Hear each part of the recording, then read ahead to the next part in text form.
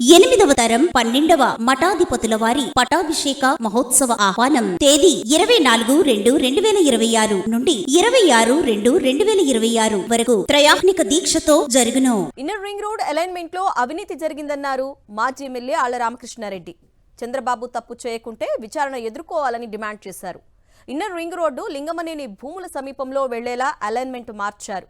దానికి ప్రతిఫలంగా హెరిటేజ్ కోసం 18 ఎకరాల భూమిని, పవన్ కళ్యాణ్ కు 2.5 ఎకరాల భూమిని ఇచ్చారన్నారు. ఆర్కే హౌసింగ్ బినామీగా పెట్టుకుని నారాయణ భూములు కొనుగోలు చేశారని తెలిపారు. డీజీపీ, సిఐడి చీఫ్ రూల్స్ కు విరుద్ధంగా వ్యవహరిస్తున్నారని, కేసు డాక్యుమెంట్లు ఇవ్వకుండా ప్రొటెస్ట్ పిటిషన్లు ఎలా వేస్తారని నిలదీశారు ఆర్కే.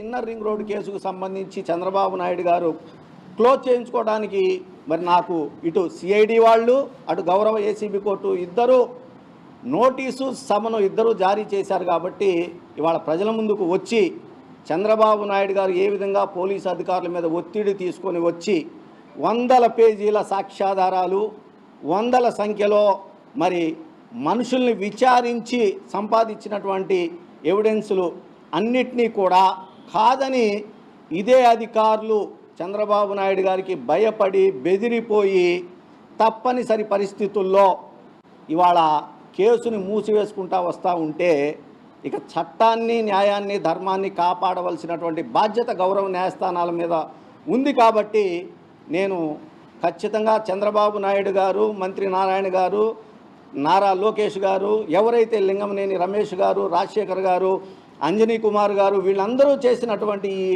సుమారు 2,500 కోట్ల రూపాయల అవినీతి ఏదైతే ఉందో దాన్ని బయటపెట్టడానికి మాత్రం గౌరవ న్యాయస్థానాల్లో నేను పోరాటం చేస్తానని చెప్పి తెలియజేసుకుంటా ఉన్నా.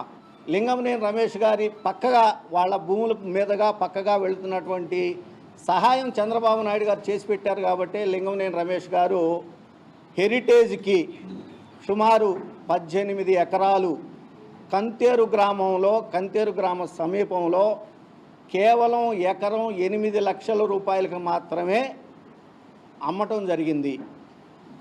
రాజధాని అనౌన్స్ అయిన తర్వాత కంతేరు కానివ్వండి, కాజ కానివ్వండి, సిఆర్డీఏ పరిసర ప్రాంతాల్లో ఎకరం 3-4 కోట్ల రూపాయలకి వెళ్ళినప్పుడు ధర మరి లింగమనేని రమేష్ గారు కేవలం 7-8 లక్షల రూపాయలకే హెరిటేజ్కి ఎలా పొలం అమ్మగలిగాడు అనేది ప్రశ్నార్థకం.